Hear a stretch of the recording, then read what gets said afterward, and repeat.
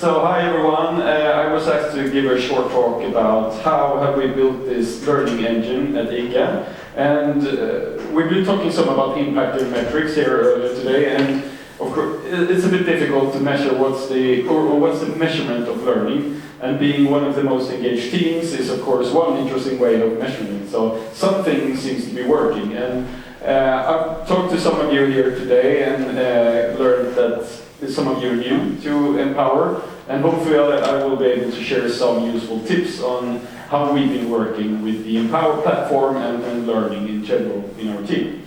And this all started when I got this job about 2.5 years ago, and I'm not a designer myself. So I thought about how can I add value to the team, since I won't be able to set the design direction or coach our very competent designers. And I came to the conclusion that supporting continual professional growth and helping the team always stay relevant and creating the maximum business impact, that would be my contribution to the team.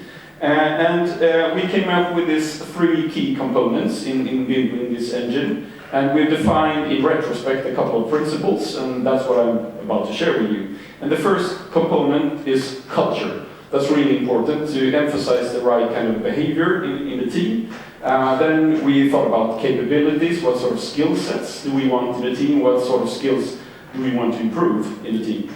And last, I thought about career. So if we want to create long-term growth, there should also be some way to track progress and reward effort in the learning engine. And just to give you a sense of that we didn't figure this out directly from the start, this has been a journey, so for about 2.5 years ago, and we started out with a sort of discovery. I talked to the team and sort of found out where we're at with different skills and what are we interested in improving as a team. And then we found out about ambition and joined, and then we've tried this for 4 semesters now, and we've learned stuff and we've improved stuff over this journey we've been on. And we can summarize this in learnings in these principles, in the key components. So the first one being culture.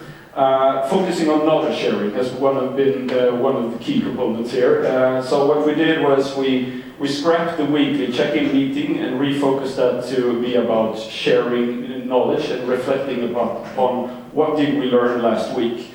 And that serves to build a culture of sharing and reflection, but it also creates an important accountability, because everyone, you can see who contributes and who has done their homework, basically.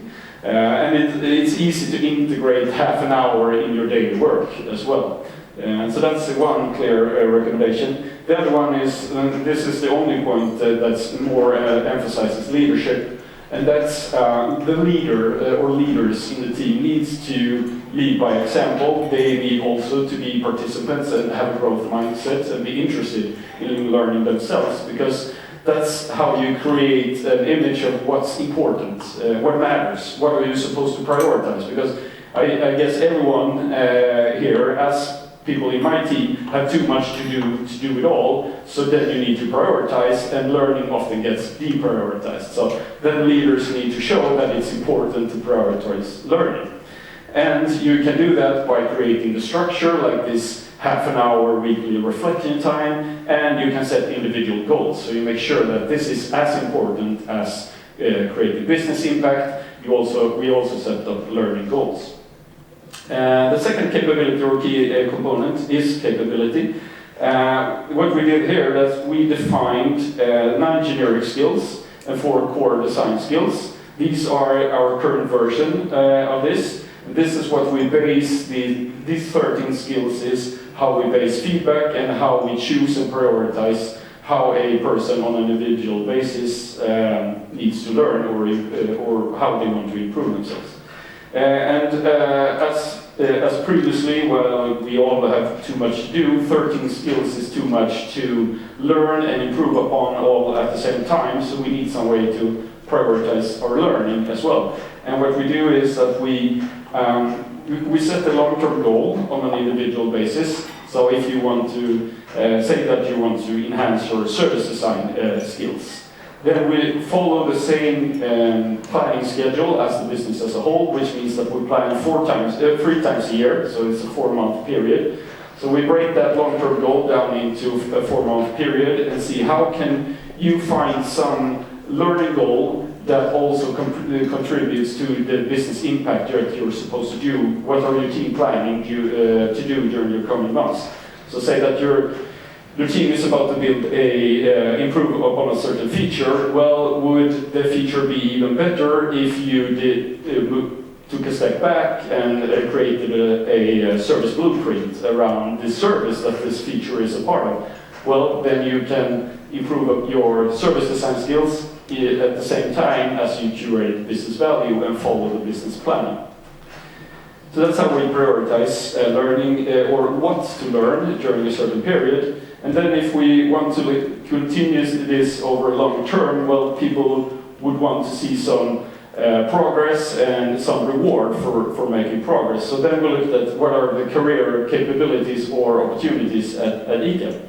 And the first thing we did was we defined 5 career levels. So going from assistant to lead, that's a way to advance in your career, meaning that you take on more responsibility. But you can also specialize more in your role. So if you want to move from UX to UI or from UX to service design, or so that's a specialization that we can focus on. So that we set up on an individual basis. Then, like I said, we need to track this progress. So we have 3 times a year in cadence with the business planning. We have evaluation. So we look at these short-term goals and see how are they progressing. Can we set new goals? Are they aligning with the long-term goals for you?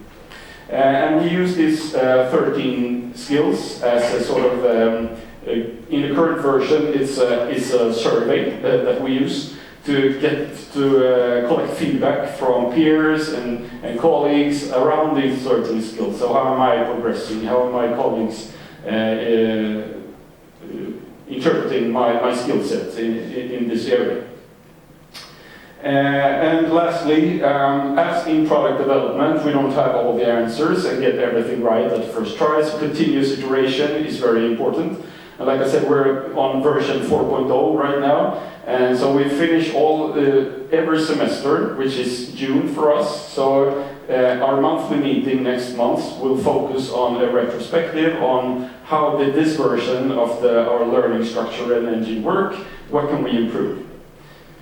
And now we have all these, components, and just to continue this engine metaphor, which will probably work even better in Gothenburg with all the automotive industries. But so the idea is that the culture is sort of the spark, and curiosity ignites the engine.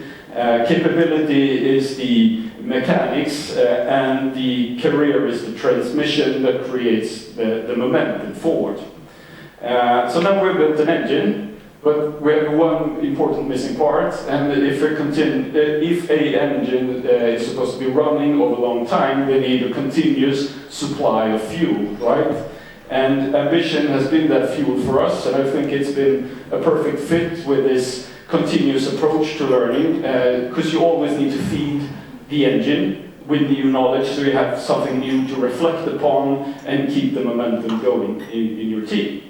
So that's the short version, and if you would like to hear more about that, we are available here. Please buy me a beer or something, and we'll talk more about it. Thank you. Thank you so much.